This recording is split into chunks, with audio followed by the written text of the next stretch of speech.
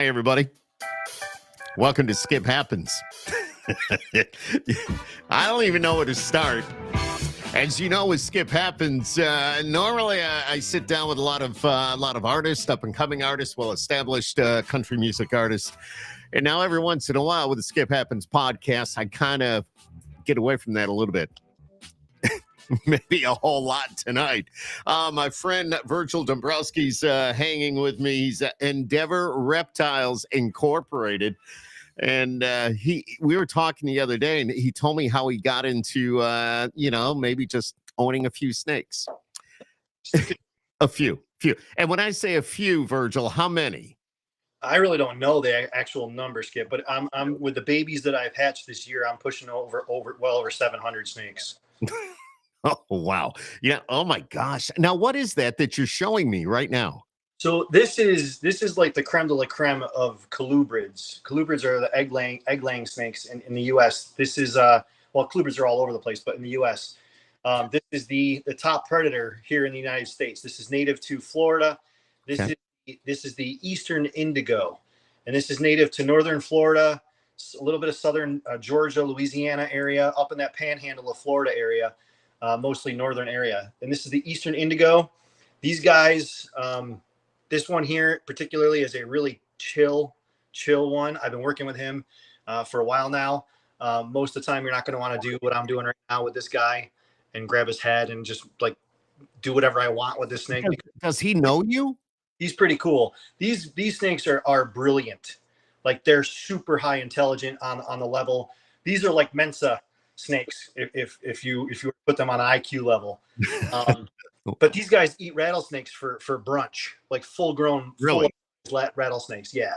Let me ask you, what do you feed that? I feed him mostly mice. I feed him frozen thawed. Pretty much everything I have here eats frozen thawed. So I get stuff shipped in frozen. I have a big chest freezer full of mice and rats. So I give him like a small rat to medium-sized rat. I give him extra large and large mice. I also feed him quail from time to time. Quail. No, not quail. Yep, they do eat quail. They do eat baby chicks. Okay. But I buy everything frozen thawed, like I said. I used to raise quail growing up, quail and pheasants. I used to raise those both with the Anglers Association. So that was something I was doing. That's why I said quail. No, not quail. Wow. Let's see. Super tame. Super tame. These guys are actually, this is on the endangered, on the threatened species list. I had to get paperwork through U.S. Fish and Wildlife Services federally and statewide to be able to have this snake. Okay, I was going to ask you about that because obviously you've got a huge operation going on there with the number of snakes that you have and what you're doing with the breeding and all that. You had to register, get a license, get a certificate of some sort. What do you have to do with the government to do that? For this snake only. Really? For this snake only because it's on the threatened endangered species list. I got you. Just for this snake only, not none of the other ones I have. Everything else is easy, can ship in and out. These guys, I don't like having this part right here pointing towards me. These guys are notorious for like just projectile eliminating stuff. Knock on wood, hasn't happened to me yet, but they like to eat. These are the garbage disposals. So now, he looks smooth, shiny, beautiful. He is nothing but muscle, Skip. If this guy were to put me in handcuffs and like really wrap me, I am not getting out of those handcuffs. Now, how big will a snake like that get? Do you know? This guy here he's already going on, I'd say probably he's 6. No. He's probably maybe going on 4 feet. What? Yeah, my arm span from side to side, from fingertip to fingertip, 6.5 feet. So he's I'll put his head out here by my hands and okay, good 4 feet. I got you now. Okay, makes a little more sense. Good 4 feet, but he can get like 7 feet. Okay. There's always like people say, well, how big does a corn snake get? They can. I've heard 6 feet, but I think 4 to 5 feet for most of them are going to be 4 feet. Every individual is going to be different. Okay. That's amazing. Virgil, that is amazing. I mean, You know, Oh, here's the funny thing is you're holding the snake, and he seems pretty tame for the most part. if he was hungry, I would not be holding him like Yeah. this. So it's talking about that though. Before I carry on with what I was going to say, is how often do you feed them? Is it once a week, once a month? It depends on the species as well, but Okay. this guy here, he could eat every 3 or 4 days, depending on the size of the meal. He's constantly scanning, constantly thinking. Like right now, he's looking and just thinking and smelling the air with his. Like he's really. I got very lucky getting this particular snake. I did a lot of homework. I've been researching stuff for years now. For over about 3 years, I've been researching everything, and it took me a long time to find a breeder that I trusted to be able to get me a really docile, cool, chill Eastern Indigo. You know, and I'll tell everybody, and I already told you before we went out with the lights and the cameras, the fact that was that, first of all, was that one of those you were actually going to bring over to my studio tonight? This was, yes. Yeah. Oh, so you know, my wife gave me a call at work before I left the radio station today, and she goes, "Honey," she goes, "do you have a podcast tonight?" And I said, "Yes." She goes, "Oh, cool. Yeah, what's going on?" I said, "Well, my friend Virgil's coming over," and she goes, "Not the guy with the snakes." I go, "Yes, the guy with the snakes." She goes, and all of a sudden, I mean, you could hear her throughout. You probably heard her at your place on the other side of town. He's like, absolutely not. There will be no snakes in my house. And so that's why you're there and I'm here. You know what though? It worked out better because this way I can show you guys a lot more different species. I can show you a lot of different colors, different patterns, designs, different sizes. Whereas me bringing over stuff, I would have had to bring over a specific, a small amount. So it worked out better. It worked out good. Look at, he's just, he is rather relaxed. So this guy here, he's going to get really big, and he is a freight train when he comes at you when he's hungry. If I don't feed him every 4 or 5 days, he gets hungry real quick. His metabolism is very fast. So if I don't feed him for if I go a week, he's hungry and he'll come at me. There have been times during the summertime where I've been stupid busy and I have so much to take care of that maybe a week might go by before I feed him again. It's no big deal. These guys can go months without eating, but he is the way he looks because he is well fed, well taken care of, well hydrated.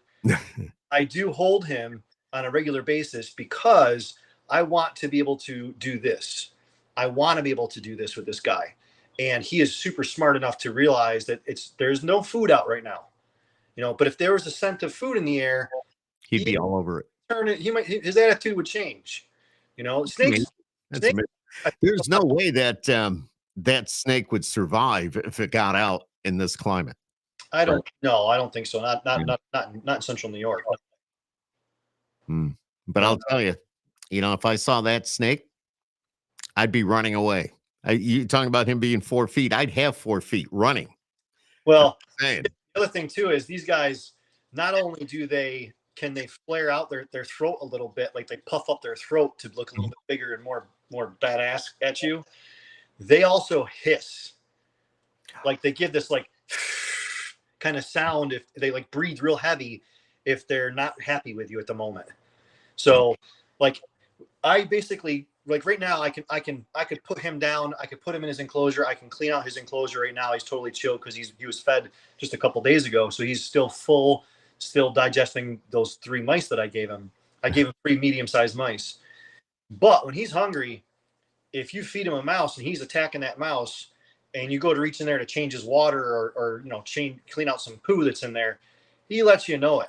He lets you know, get back off, get away. But I mean, people are afraid of these animals for no reason. If you really think about why are we afraid of such a thing? That's what I wanted to ask you. Really, I mean, I get a little creeped out with snakes. I'm not going to lie. I do. Sure.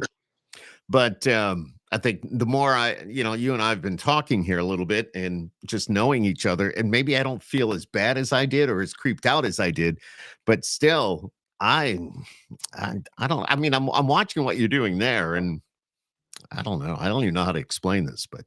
Well, let me tell you, Skip, most people, I have 2 different thoughts. One, if you were here right now and you were holding this guy and you were basically feeling this muscle structure and how this is, and you were looking at how he moves, and the way how these things eat, and the way they can shed their skin and get brand new, beautiful, shiny, gorgeous skin. And he just shed like maybe a week and a half, 2 weeks ago. He just shed, so he's got some relatively new skin. I you leave here with a different attitude for these creatures. I absolutely guarantee that.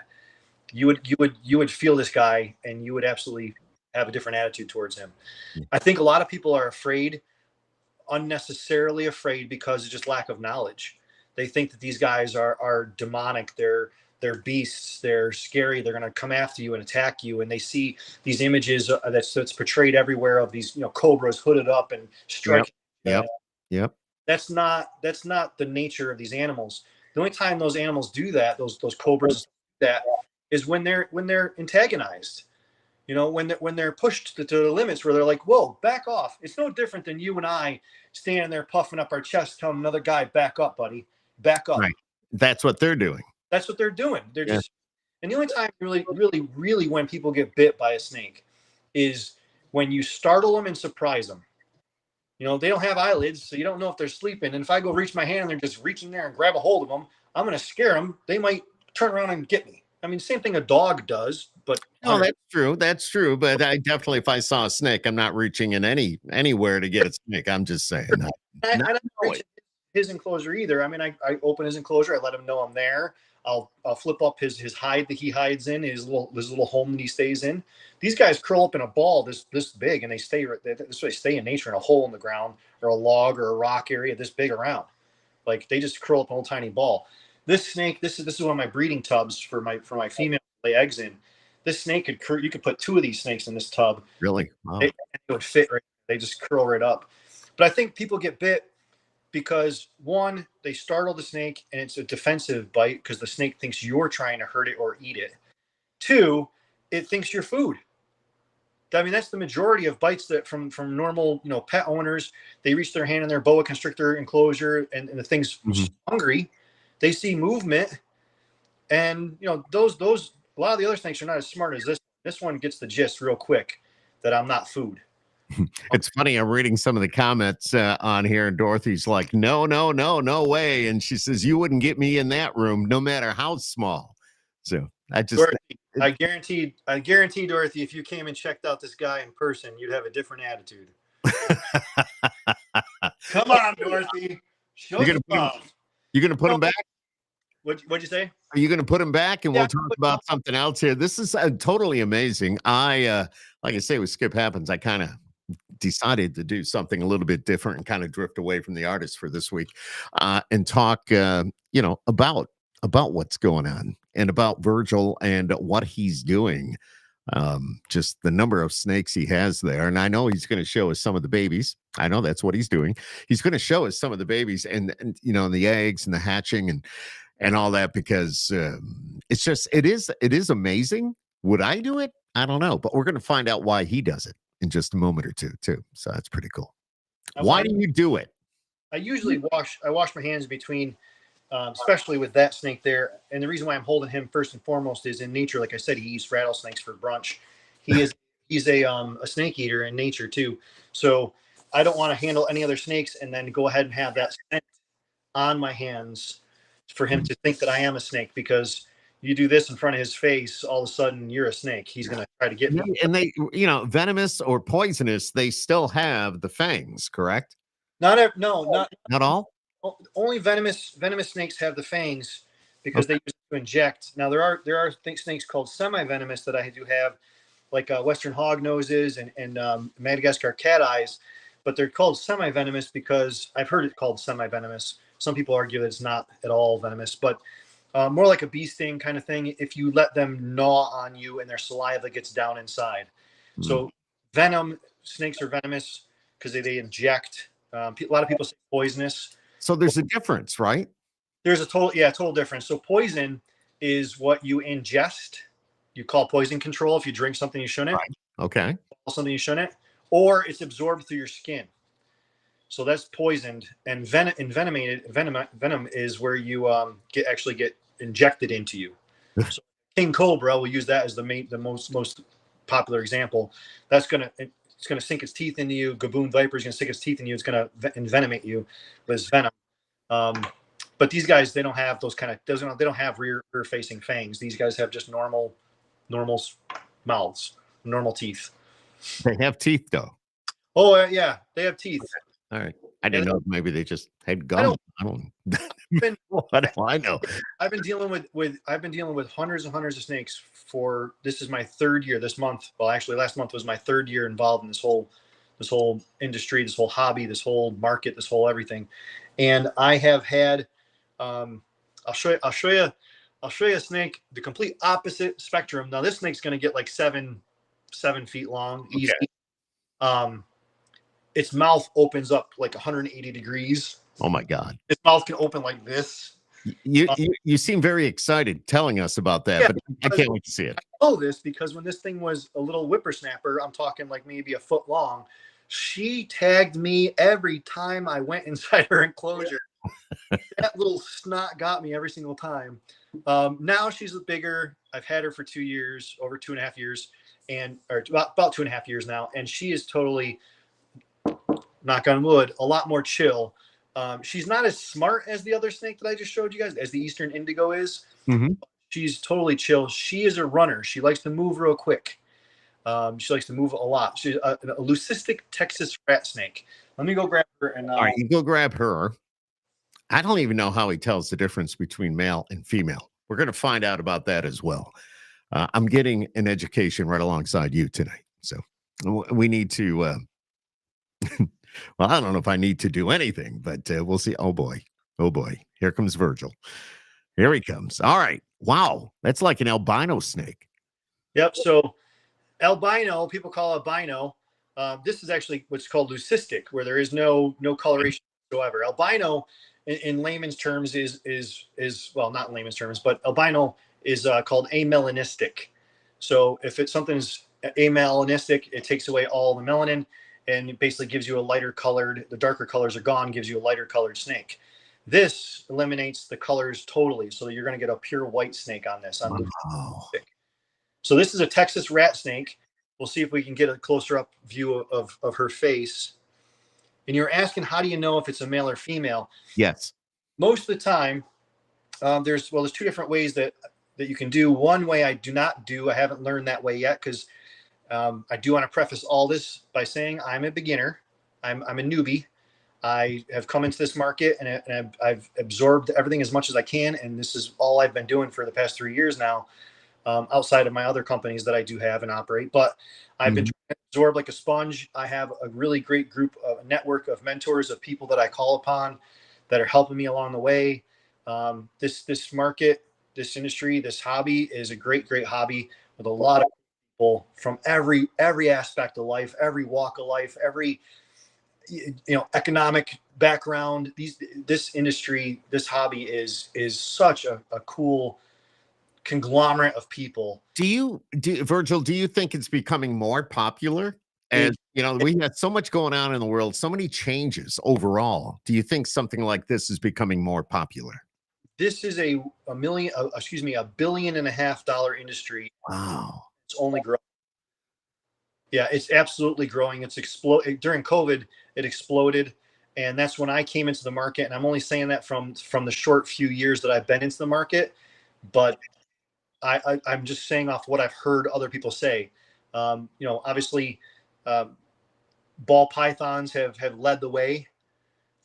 There's so many morphs and so much stuff with ball pythons. I do have about 50 ball pythons, but I kept for the first 2 years, I kept blinders on away from ball pythons because everybody has them out there. I wanted stuff that was a little bit different. So that's why the Western hog noses, and I first got into corns and king snakes and some milk snakes. And then I found Western hogs, and I just fell in love with the Western hogs.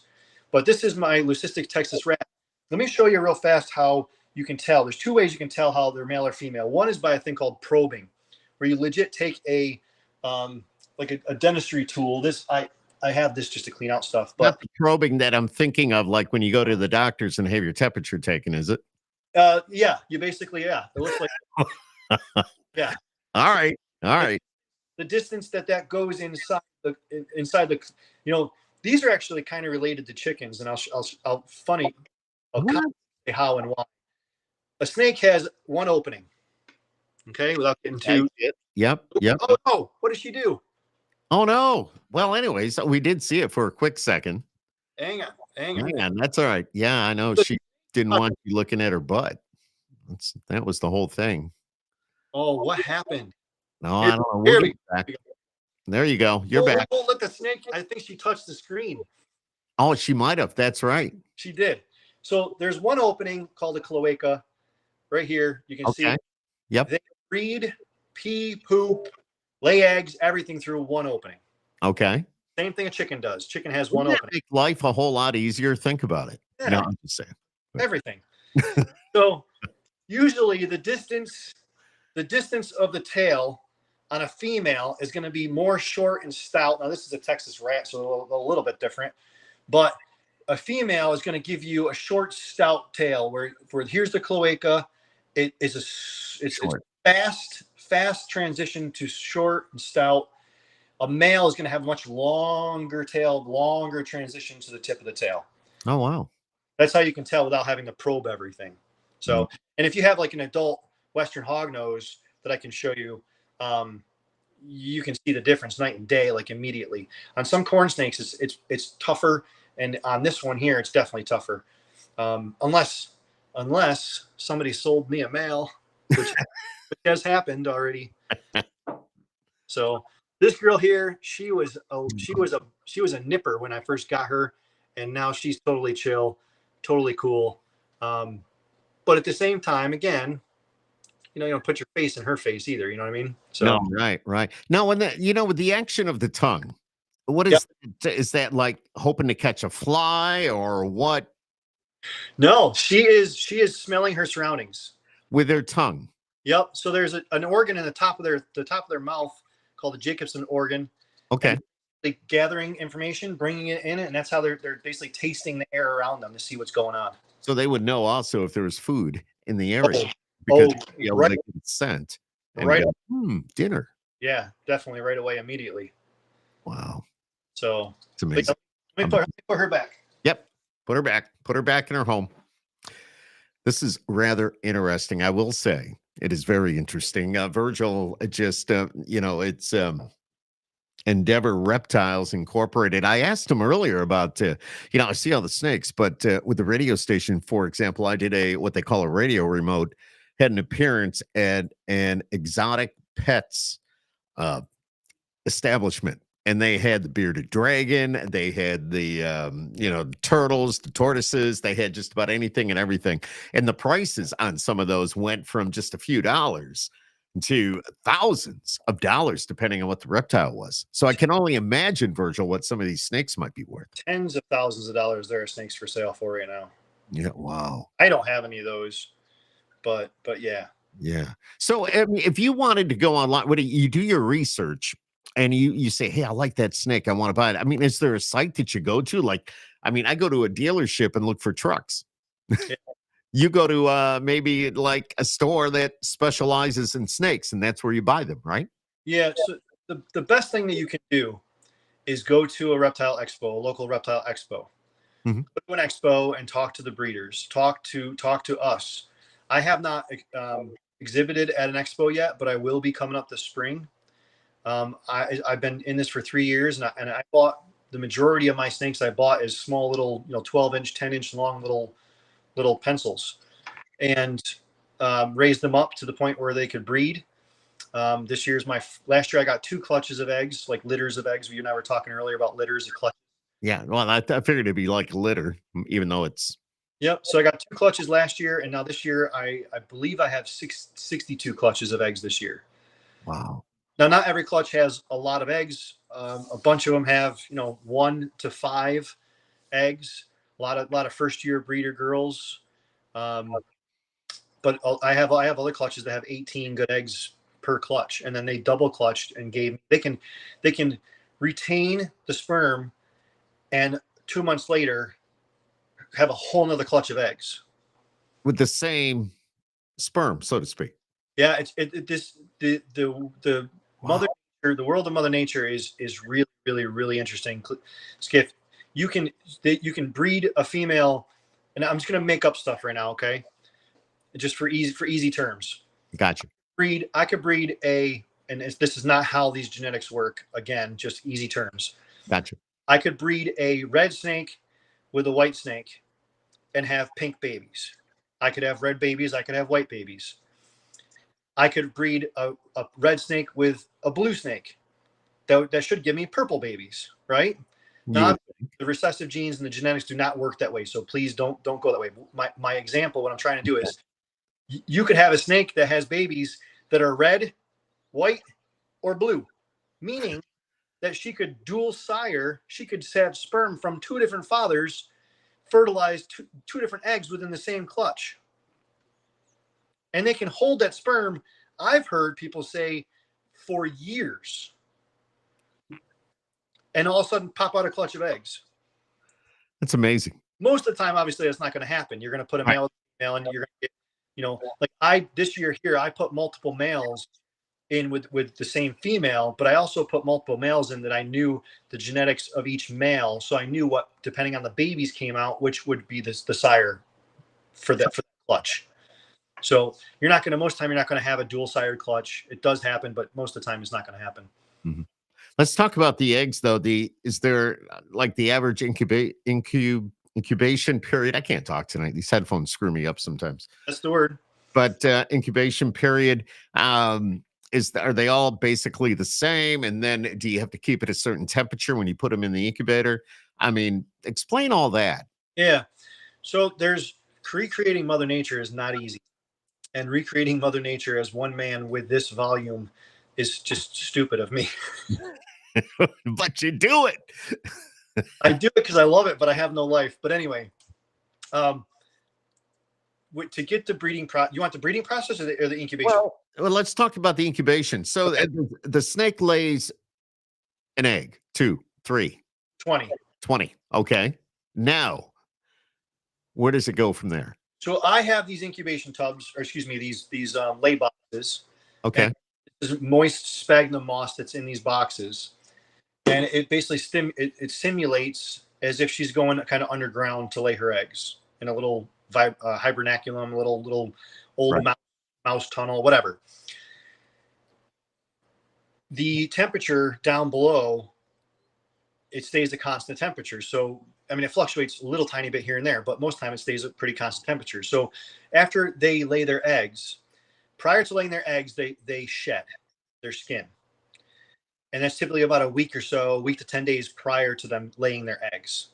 So when I go through and I feed and I'm cleaning and I see a shed in there, a fresh shed, and it's a month or so after I introduce the male to them, I know she's probably going to lay her eggs. So I keep an eye on that tub, collect those eggs. I take those eggs and I put those inside another tub that looks like this. And that has I use a vermiculite, sphagnum moss, organic potting soil, earth mixture. Okay. Moisture. My incubator is like 60%. I keep it at 60% all the time. It just happens to be there. Mm-hmm. So 60% moisture I keep it at 80 degrees. And I have a whole incubator that, the door opens up and it's like a big, huge, massive wine cooler, but I keep it at 80 degrees. And corn snakes are about 60 days. Western hogs are a little bit less, but around the same kind of period. It depends on the temperature. If you do 82 degrees, they're going to hatch a couple days sooner. If you do 78 degrees, they're going to hatch a couple days later. It slows down their growth process, gives them a few more days. Next year, I probably will do around 78 degrees incubation because this room that I have here is kept at 78 degrees all the time. So I'm literally slightly tacky at any given moment. It feels really good when I leave this room and go out into the main warehouse. I bet it does. But I'm getting used to it as well. So can be like an old person that needs to turn the heat up all the time, but 80 degrees for 60 days on average, 60 days ish. I hatched a bunch of scaleless corn snakes this year. Like that was my focus 3 years ago when I first started buying was I want to produce as many scaleless corn snakes as I can. I love those. So I produced, I think, about 40 babies this year of my 300 plus that I have. Why do you love those? Why do you like those as opposed to some of the others? I like being able to, you can actually see through their skin. and you can see like the legit, like you can see their organs in that. Let me go grab one. Let me go grab. Oh boy, here we go. And then Yeah, before we, you got a wide selection there. yeah, but before the end of the night, please don't let me forget. I want to show you guys the snakes that made me want to become a breeder. Okay, I'll remind you. Don't worry. All right, all right. I'll definitely remind you. Just amazing. Just amazing that this room is set up with all these snakes, 78 degrees. It's pretty cool. It's pretty cool. If you have questions, by the way, if you want to just put them in the comment area, I'll definitely, I'll ask Virgil. So I don't know. It's something I never thought, to me, I wouldn't be doing this. Just it's probably because of not being educated. So, oh, look at this. So this is a caramel scaleless. I don't hold her an awful lot. Maybe she's the wrong one to grab to show. Yeah, She's not too happy. well, every time my temperature, my finger touches her, the temperature changes on her, so she can sense that through her. But these guys have really, really, really. She'll calm down in a minute here. I don't hold her a whole lot. So, but these guys have when you get the snows that are pure white, you can actually see their organs right through their skin. You can see their veins. It's really tough to see this stuff. But these guys have ventral scales. They have their belly scales for locomotion and for movement and stuff. Oh wow! But then they actually have no scales on their actual bodies. So that's all smooth. It feels like velvet, Skip. Really? It legit feels like velvet. She is so soft and so. It feels like velvet. Like they're so pretty. This is what the snakes actually look like underneath their scales. Like a polar bear isn't white, it's black. Right, right. So when you see a snake and you see all the different colors on a snake, that's not necessarily like exactly their colors. Their colors are going through their scales to show a different color. Like I have lavender, like almost purple colored snakes. But when you when you get the scaleless version, they look gray. Wow. Because the scales show an awful lot. Let me put this one back. I don't have to watch some of these ones. Between the rat snake, the eastern indigo, corn snakes, I'm going to wash my hands in between the different species. I don't want this snake. I don't want this snake to get afraid of smelling a rat snake on me. So no, you don't want that. I'm going to put her back. As he's doing that, I don't know if they do any of these shows here in Central New York, but we should take the Skip Happens podcast there and actually talk to some of the breeders and some of those that do this for a living. And Virgil, I think it started out as a hobby. Now it seems to be pretty much just a way of life for him, which is kind of cool. So, and you can see all those bins, and they all have snakes in them. I'd be like, what if one gets loose? You know what? I have a great question when he comes back. Hopefully nothing like this ever happens, but first responders, and they have to respond to your Virgil. So God forbid any of this happens, but let's say you have a fire. First responders show up. They see the snakes. They're going to go, crap, what do we do? Or do they know ahead of time? Anything that's venomous. So the same paperwork that I got through the New York Fish and Wildlife Services and the Federal Fish and Wildlife, U.S. Fish and Wildlife Services, anything that's venomous. Let's say I decide someday I want to go out and be an educator and do school shows and get back to my performing roots again, like I used to do. You have to have it registered with the local county. So they would know ahead of time. The dispatch should say, hey, there's venomous snakes on location. Gotcha. Blah, blah, blah, blah, blah. And it has, I'm sure, I don't know this for sure, but I'm assuming it would have to be marked off like where they are in the building. I'm sure that you'd have to give them a diagram of your building of some sorts. Mm-hmm. On a window or on a door or something like that. I'm assuming that would be the case, but I know you have to have it registered with the county. Yeah, that would make sense. So that a dispatcher would be able to tell the responding fire, police, paramedics, whatever. They just let you know there's venomous snakes at this location, or there's snakes. I don't have anything like that, and I will not, Skip. I'm not interested in having that stuff in my life. I value my fingers, my hands, my life too much to have those kind of animals. They're beautiful, they're gorgeous. That everything has its place, and I'm not gonna sit and badmouth anybody that does have those animals. But to me, it's just a time. It's just a tick of a stopwatch of waiting to happen. You never know. Just waiting for something to happen. It's Just give it time, unfortunately. So, but back to the scaleless snake. Why do I like those so much? The scaleless snakes also come in a really much more exotic version called microscale. And microscale started over in, I think, France. And they've been imported into the US. And I'm fortunate enough to have a bunch of het microscale. So there's homozygous and heterozygous. Heterozygous is carrying one copy of the gene. Homozygous is carrying two copies of the gene. So I have snakes that look like normal corn snakes, but they're carrying these really special genes that actually give you this look. And this is a microscale corn snake. So there's scales on there, but they're very, very, very tiny. Very, very, very tiny. And what they do is they create the patterns in such a different way. Yeah. I'm telling you, like, this world is like the fashion world. Like, they talk so much about, oh, look at the on the side of the jaw, the blah blah blah. And these here, this is actually a hybrid between a microscale and a scaleless. This is called a microscaleless. I have the genes for microscale, and in 2 years I should have microscale babies of my own. But they're stupid expensive. So I'm going to be creating those myself. Cool. So when you talk about the design or the pattern on the snake, is it very unique to that snake itself? Even though the colors may be the same between, with the snakes, but the pattern, is it unique to that particular snake? Each species has its own patterning. Right. But I didn't know if you had another one. Let's say I do. Another one of those. Yeah, I do. I'll grab one. I'll show you.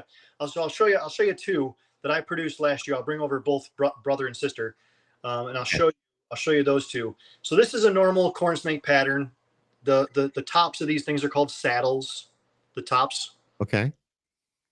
And then there's different genes. There's a stripe gene in corn snakes, and then there's a gene called a tessera, or if you really want to be fancy, it's called tessera.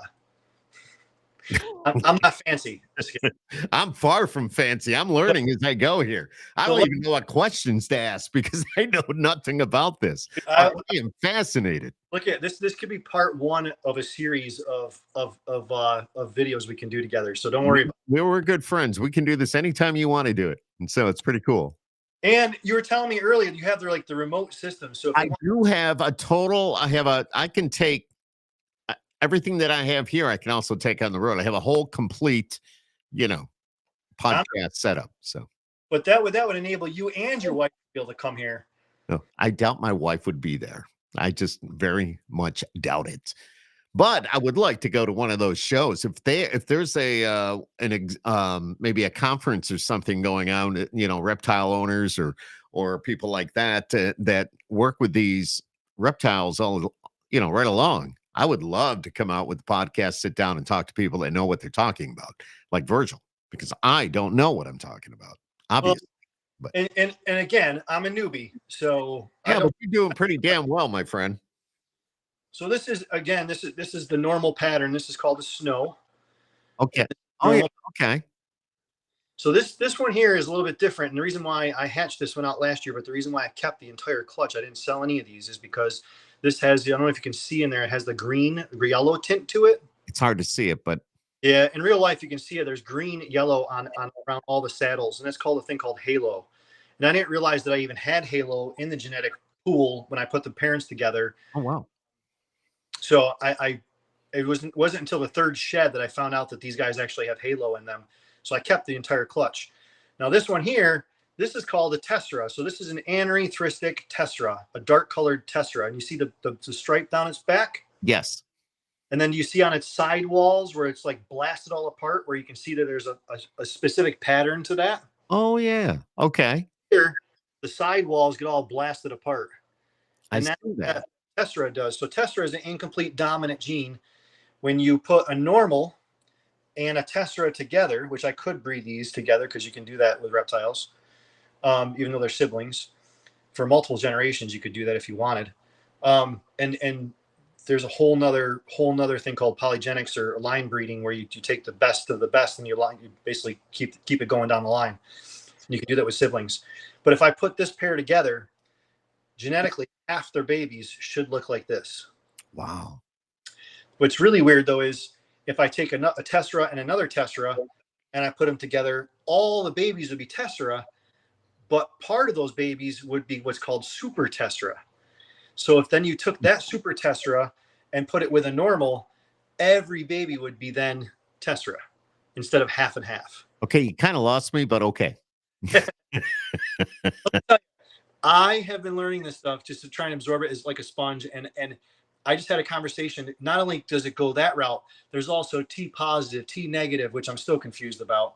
But there's all kinds of stuff that goes in with the different species as well. Each one's a little bit different.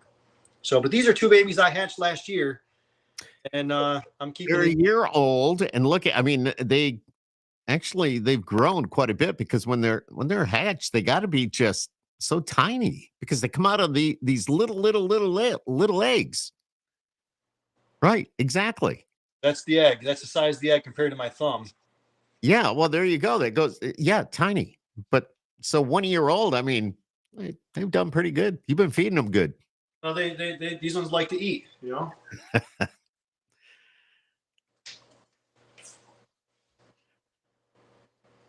As you can see, he's in the back there, and he's got all the little drawers with snakes. So it's kind of cool. Very cool. Yeah. Do you name your snakes? I do have a bunch of names. You do? I do. And I think over time, I'm going to name all of them. I'm going to name all of them because it's so much easier for me to remember instead of saying, oh, this is a diffused caramel tessera, and like naming off all the genetics of stuff. I personally can just name them. So I have names. Let me turn it this way just slightly so I can. Okay, you're good. So on this rack right here, I have Morgan Freeman, Glenn Close, Gwen. I paired Justin Timberlake with Britney Spears and Christina Aguilera this year. I have Ed Sheeran was with Gillian Anderson and Emma Stone, and then I have Kirsten Dunst was paired up with Danny Bonaducci. So it makes it easier for me to remember who's who and what's what, you know, instead of. Oh. So I have Chad Kroger. Let me show you Chad Kroger. Chad Kroger is my badass rock star. That's what he's named Chad Kroger. He's one of my biggest corns that I have. Now, how do you know that's a corn snake? Just because you know your snakes? Yeah, I mean that's what they. I mean that's what. I wouldn't know. I'd see that out somewhere. I wouldn't know it was a corn. I have no idea. I'd just go, oh my God, it's a snake. Well, and then there's like 2,500 species of snakes, Skip. I mean, there's no way. I mean, unless you're a herpetologist, I don't know. I look at stuff. I go to trade shows. I'm walking down the aisle and I look at stuff and I'm like, I don't know what the hell that is. I don't know what that is. So, do they ever do a trade show here in town? They do. There's multiple ones in town. There's a couple bigger ones and there's a couple smaller ones around. We should take the podcast and we should do it with you and somebody from the show, and we'll go on location. I would absolutely love to do that stuff. There's reptile podcasts on every night. There's podcasts all over the place, and people. It's so interesting because people specialize in such different species too. Mm-hmm. Somebody might have like an emerald tree boa. Somebody might have, anaconda. Somebody might have, just Burmese pythons. And I mostly am corns and western hogs. So this guy here, he's the dad with the halo. And after looking at him, he has a nice yellow-green tinge. Oh, yeah. No, I can see that. Yeah. Now I see it in him. And, they look so clean. They are. You know what I mean? They're clean. Yeah, they're not. People think that they're slimy and they're wet and they're like, this isn't a worm. I'll tell you the truth. I was probably one of those that thought they were slimy and wet, and but now I'm seeing a whole different side of the thing. It's not what I thought. Let me put it there. Yeah, I see that. Look at that. But watch when it moves. Oh my gosh. Look at the muscles. Wow. The snake's going to go. Keep doing that. It feels good. Yeah, he's trying to wrap around everything. Wow. That's amazing. Just amazing. That's one of my biggest corns. Wow. So what does your wife think about all this? She thinks it's really crazy cool. Yeah. She's not part of me working here with this stuff. She's not a part of the business part of it all. But still doing what you do and what you guys do, and is super, super understanding. I mean, I'm here all the time. I You know, love she goes to bed pretty much every night alone until I get there because I'm here taking care of all these animals. it. Mhm. My problem, and this was told to me by a lot of people I should have listened to. My problem in life, Skip, and you and I know each other for a long time. I don't do anything like normal people. I do it so that, Cool. I love that about you. so it's a sickness actually. There's no medication for it though. I don't understand. Um, I I go 10 times in everything I do. No pun intended, but this time I kind of got bit because 10 times taking care of 10 times the animals is a lot. It's a lot. I would love to find somebody that I could trust to help me with this stuff. Mhm. My wife loves the animals. She thinks it's crazy cool. She's 110% supportive of everything I'm doing here, but it's not her jam to come here and clean snake poop. Right, I right. mean, like you're seeing, and when people go to expos and stuff like that, they're seeing these beautiful, gorgeous animals, but they're not seeing the piles of snake poo that you got to clean on a daily basis because these guys, their metabolisms are fast. Like, you feed them and 2 days later you got to clean out their enclosure. If you don't, it just becomes rank. And with so many animals, it's just a nonstop thing. So But how long does it take you to go through? I mean, you've probably been in there for hours today. I spend I spend every day of my life hours and hours in this room.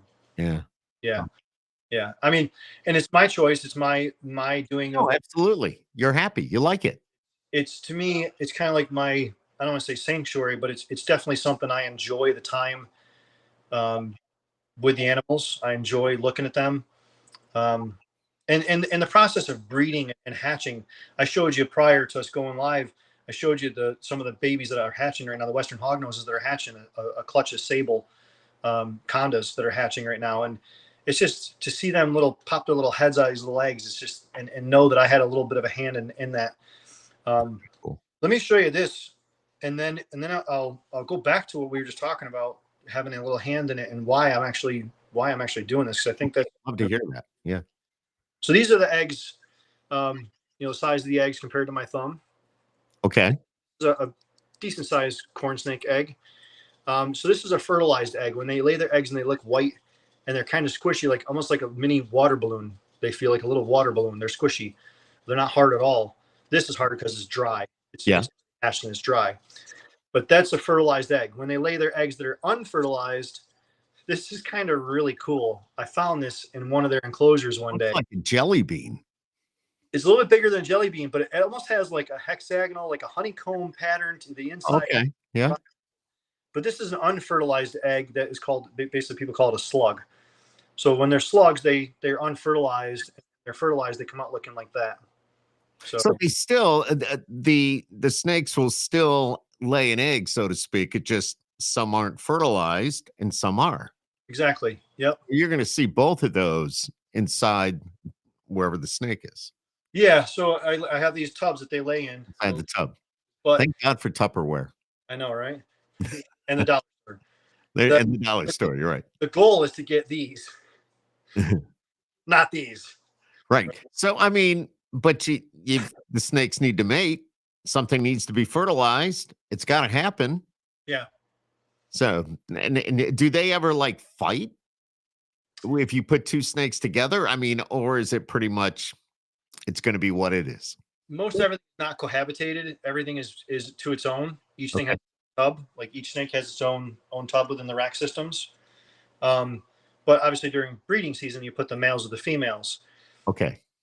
I had a couple of snakes fight this year that I found out that I thought I was putting a male in with the female. Come to find out that the female was actually another male. Oh boy. They kind of like did this whole wrapping around each other kind of thing, and nothing was happening. It's a tail end just up here by the heads, and I kind of realized, damn it, that's another male. So, Well, in today's world, never mind. yeah, I mean, think that happens in nature too, Okay. out there in the animal world too. The snakes, sometimes the females are not very receptive to a specific male. So I might take that male out of the enclosure, let a couple of days go by, put him back, give her a meal and another mouse or whatever, and then put the male back in there again. And then if that doesn't happen, if there's no magic happening, I turn Barry White on or Kenny G. You know, and then I A little more, baby. over the top of the tub and I go, "Come on, guys, you can do it. You can do it." That's freaking awesome. I show them, You would do that. I just know you. chocolates and I put it up next to the enclosure. I light some candles. So, I will put a different male in. You just put a different male in, and if she's not ready to go, she's not ready to go. I had some that actually the girl that I want to share with you guys, but the one that got me to want to breed. When I saw this female, I went, oh my gosh, that Mother Nature made that, and if I could take this and put it with this, I could create something like that. It's pretty damn cool to be able to do that kind of stuff. But I just put a different male in. I did have one male that started fighting with the female, and I realized he wasn't fighting with her. He was just a really aggressive male, saying basically, "Yeah, I want you. I'm on that, like white on right." I want you, and I'm going to do whatever it takes to get you. He grabbed a hold of the back of her head and just held her right down, and she gave me a beautiful clutch of eggs. Bet he did. But if they're being like ferocious with each other, I'm not going to let that happen. I'm not going to let the female get hurt, obviously. But yeah, it's corn snakes are pretty quick. Western hognoses are very, very, very damn elusive animals. Like they don't let you see what's going on too much. But you take the eggs out and you put them in the incubator. You don't leave them with the snake. Right away. Yeah. Corn snakes are not really known so much for eating their eggs, but Western hognoses have been known to eat their eggs. King snakes have been known to eat their own eggs. Okay.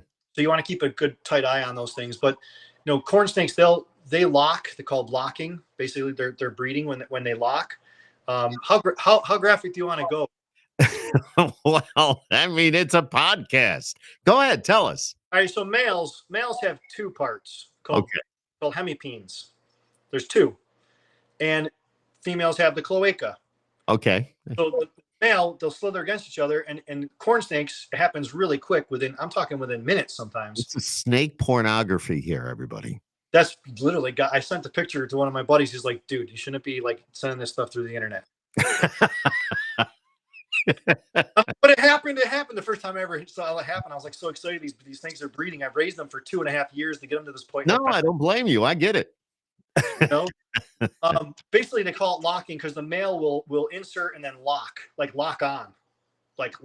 So the female's not leaving anywhere. So they call it lock. If you see a lock, most of the time corn snakes, you're going to see a lock. You're going to get to a lock. Lasts anywhere from a couple minutes to 15, 20 minutes, half hour at the most. I've seen. For myself personally, Western hognoses are known to lock for 10, 12 hours sometimes. What?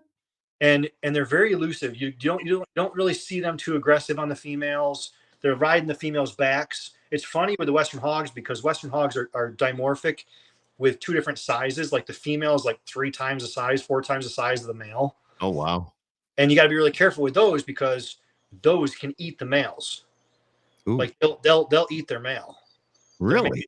Yeah. Sometimes you feed them up, you feed them so they're not hungry like that. But sometimes I've heard people say they've lost. I know a girl in Florida that's a breeder that lost a $6,000 male because she went in the house, made some food, grabbed her phone, went back out to her shed that she has out in Florida, and the male's gone. So the female ate the male, but he luckily had done his job in the meantime. So she actually did lay eggs and she was able to get eggs from that pairing. But it's known to happen. Wow. So it did not happen for me, knock on wood, this year. I did have a bunch of egg binding happen with my Western hogs where the eggs just get stuck in there. They don't want to come out too well. First year breeding females, that happens a lot. There's a lot of mortality out there in nature.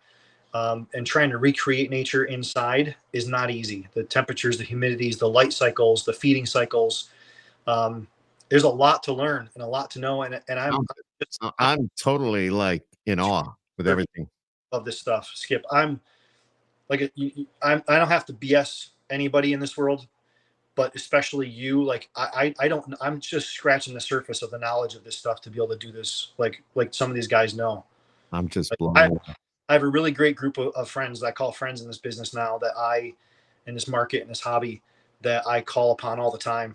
and they're more than willing to come forth with information and share for the betterment of the hobby and the betterment of the animals, and just make things good for everybody all the way around. You know. Do you are you selling? Somebody gets a hold of you, you sell, you buy. How does that work? So I'm gonna have. I'll show you on the Instagram. I want to bring that up again real fast, and then I want to go back to the story of how and why I got into this. I don't want to Yes, forget. absolutely. Well, let me do this right. Let me put the right passcode in here. So this is my Instagram with my. It's Endeavor Reptiles on IG, and you can see if you see all the different animals that I have. These are all pictures of animals that I have So that this I'm is raising Instagram. and be able to breed. Yep. Now, what I'm going to start doing is I'm going to start posting pictures on here of animals that I have coming up for sale. Now, you asked earlier about a website too. I was saying the best thing you can do is go to your local reptile expos and talk to a breeder, get to know a breeder, trust a breeder. Hopefully, I can be that breeder and be able to sell you trusted, healthy, good eating, viable animals.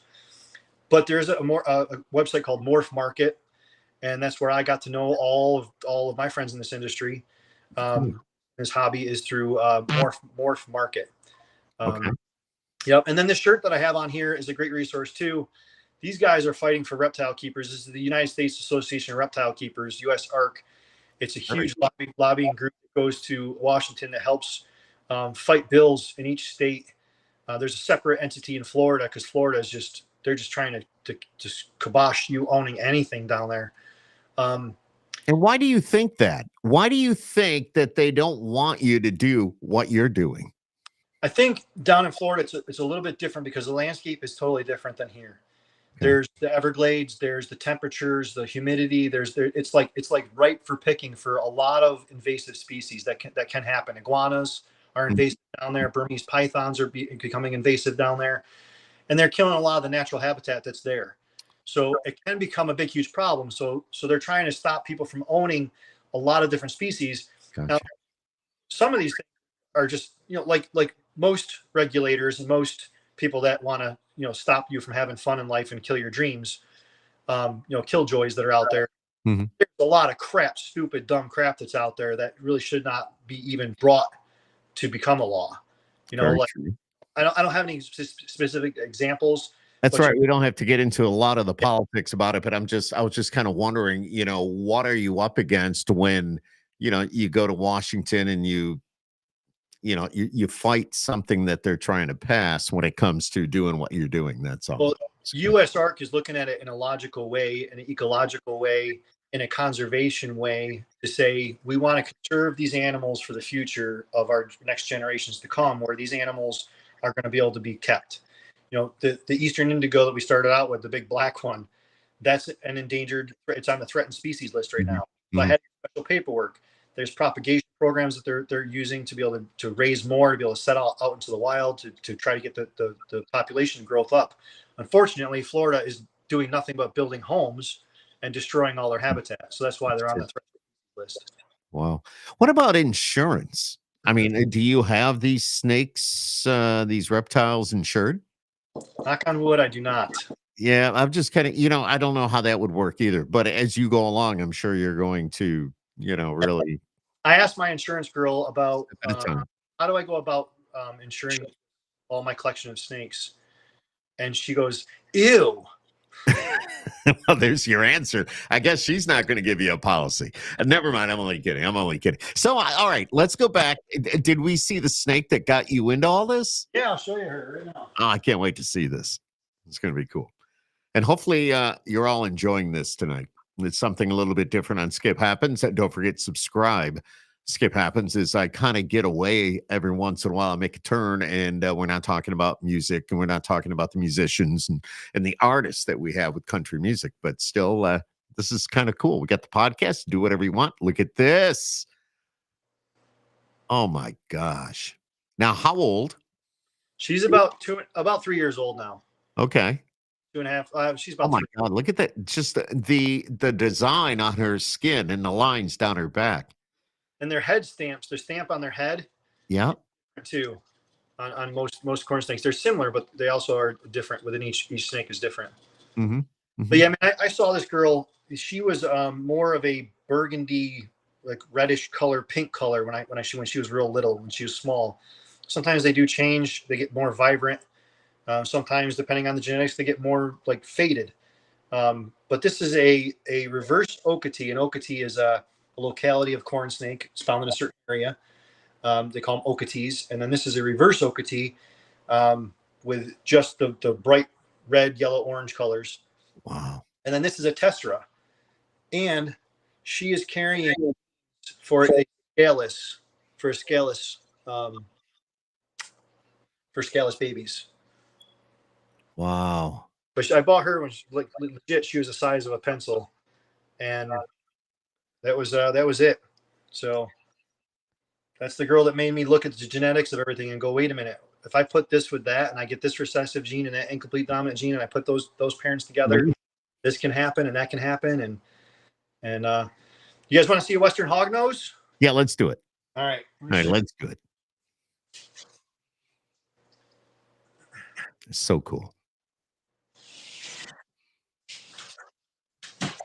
Western hognose. I'll grab a big girl.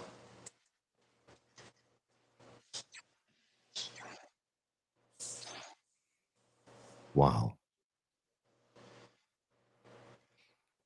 So Western hognose, she thought I was for a second. You see her? Did you see me jerk my hand back? Oh yeah, barely. Yes. All right. She thought I was food. Hang on. I don't, she might think I'm food. All right. She's shedding. All right, let me grab this girl here. So Western hognoses have a bunch of different like puff up, get out of my face kind of attitude kind of mechanisms. First, they can puff up like almost like a cobra.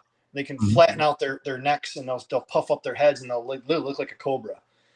Then they can hiss, and they do a false strike. So this is a Western hognose, like a pig nose, Western hognose. Oh yeah. Okay. I see how it got its name. Okay. These guys are native to the northeastern part of Mexico, straight up through America into Canada. That's where they're the Western hognose. And there's Eastern hognose that goes all the way up in New Jersey and down the East Coast. But their second mechanism is they like to false strike. So they pretend they're a cobra, and then they'll go, which freaks people out. Just trying to scare you. It's not even like opening its mouth at all. It's just doing that kind of thing. The other mechanism that they do is they curl up in a ball, flip upside down, open their mouths, stick out their tongue, and pretend they're dead like a possum. Smart. So yeah, so these guys. She's about a 2.5-year-old female. She did not breed for me this year. I did not get any eggs from her this year, but next year, hoping to be able to get some babies from this one. And I see the black on her bottom. Yep. And there's so many different morphs with this. There's let me put her back, and I'll grab a different one for you. There's lavender, there's albino, there's toffee belly, there's Swiss chocolates, there's all different kinds. These guys are not as smart as the other snakes. Let me tell you, these guys are pretty stupid. Might want to try to bite me, actually.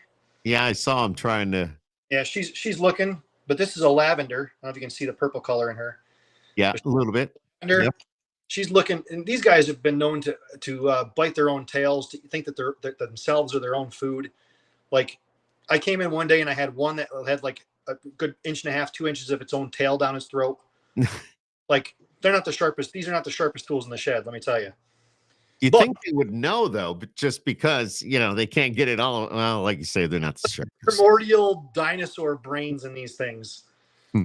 These guys are not evolved. I don't know how these guys stay alive in nature, quite honestly. They're gorgeous, but they're not the sharpest. Like I said, they're no Eastern Indigo intelligence, put it that way. That. Just amazing. All different kinds, colors, morphs, patterns, designs. I love it. Wow. So let me tell you real fast why I'm doing this stuff. Part of the reason why I'm doing it. I see that. So, Skip, you and I have known each other for a long, long time. Mm-hmm. During COVID, can I even say it? Should I even say that word anymore? Yeah, I don't know. You I go don't ahead. I don't know. know. What?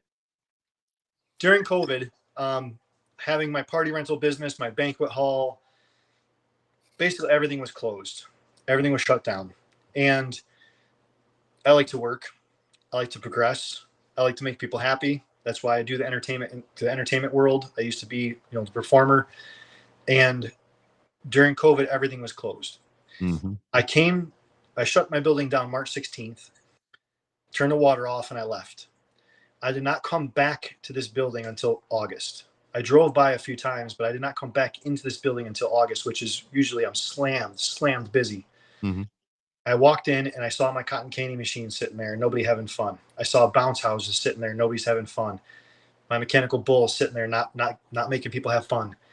And even now, I think about it, I start to get like a little bit teary-eyed and choked up about it because it was mentally the worst time ever. Yeah. And Yeah. I couldn't even be in this building.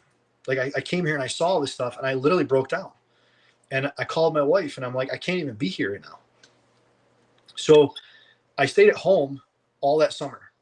And it wasn't until that fall of 2020 that I started to, I've hunted, I've had animals my whole life.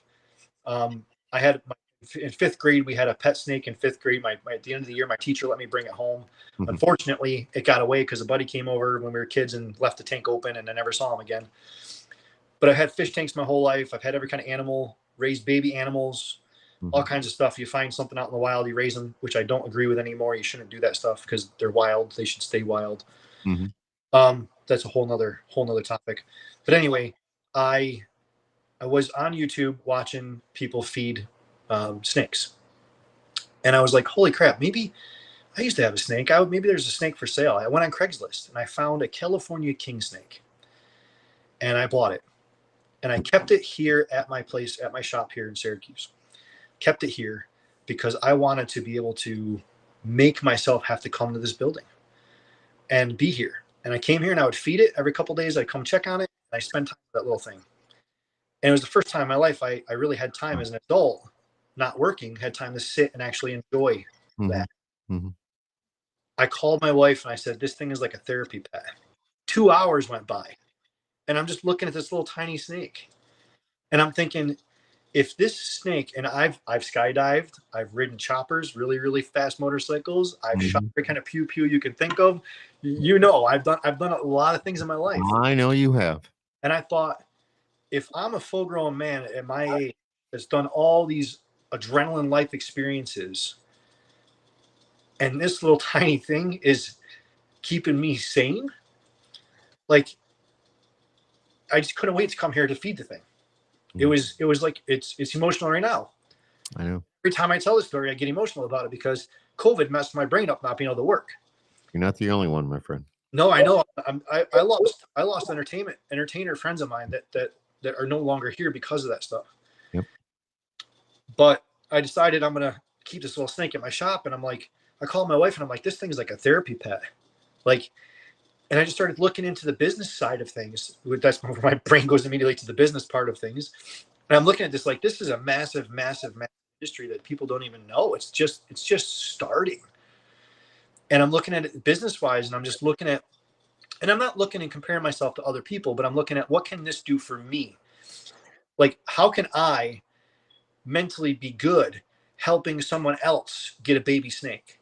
The same way that snake did that for me as a grown adult man, and hours went by and mentally helped me. How can I do that with maybe a kid's first pet?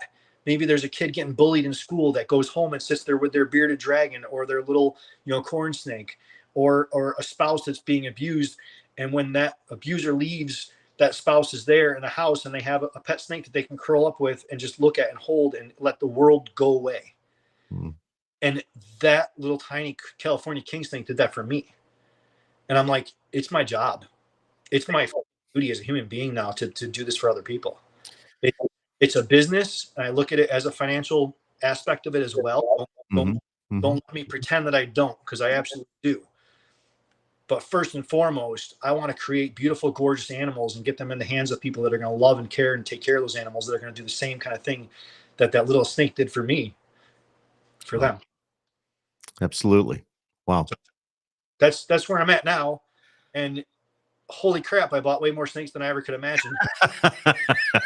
It's like, what happened? But you Um, know, I mean, I maybe you were meant to do this all along. I mean, and COVID changed, whether it's you doing what you do, me doing what I do.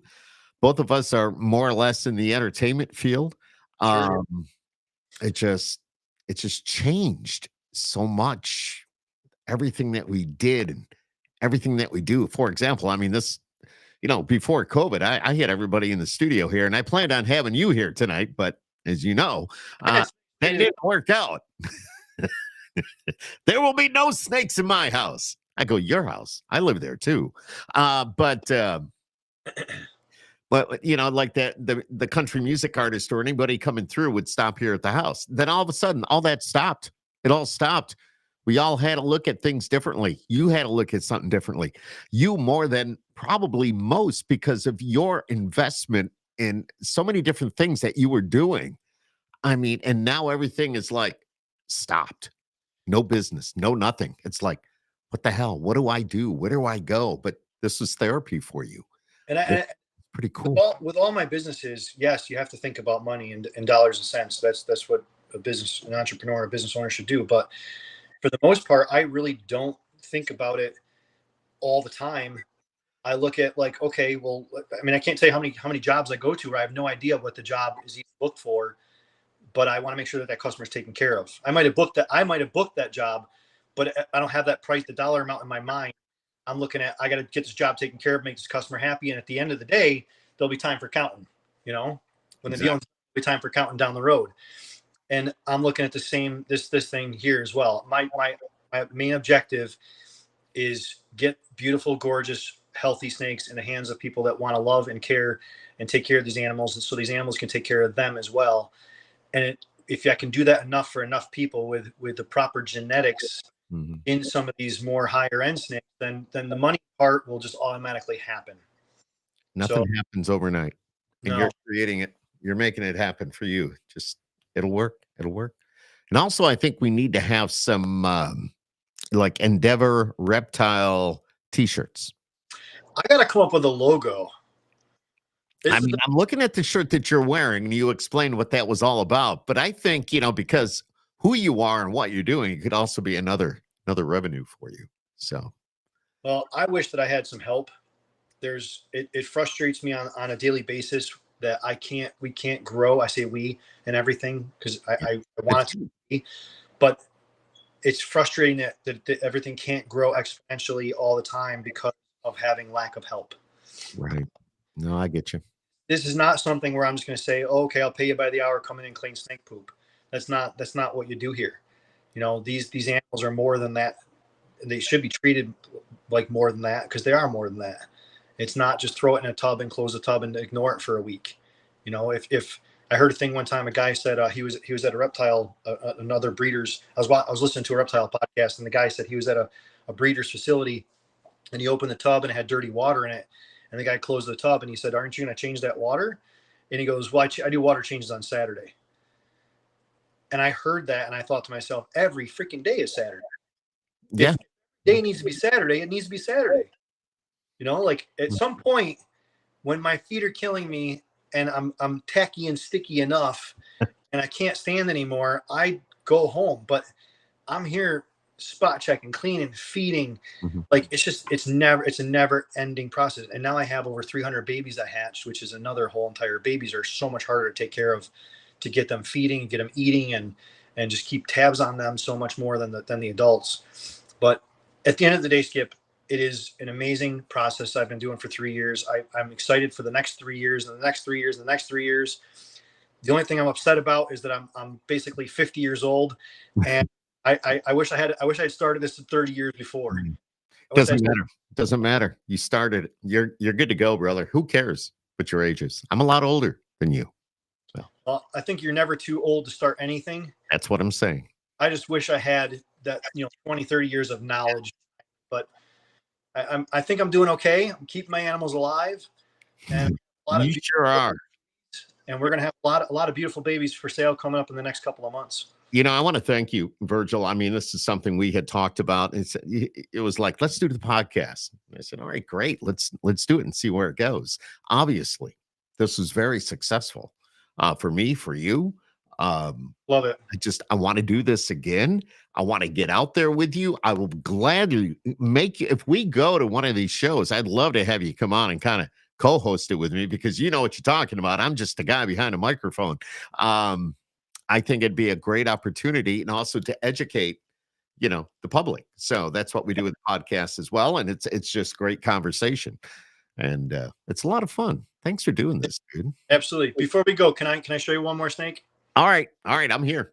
All right. Let me read it. I love this.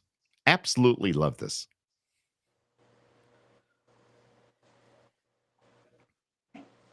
Can't show you the female. Here he comes. The female, she's a little hungry all the time. Uh-oh. This is the male. Holy cow. So this is a male that I did my homework online, and I found that this guy over in Switzerland had this brand new recessive gene, and he proved it out over like a 6-year period of time to be its own recessive gene. And I contacted him, and a year ago, November 8th, I imported from Switzerland 3 snakes. And this is called a Swiss chocolate Western hognose. I want to say, there's probably more, obviously more now this year than there was last year. Last year at the time, there was maybe only a couple dozen people in the whole country that had this recessive gene. This is an investment. This is an investment for the future.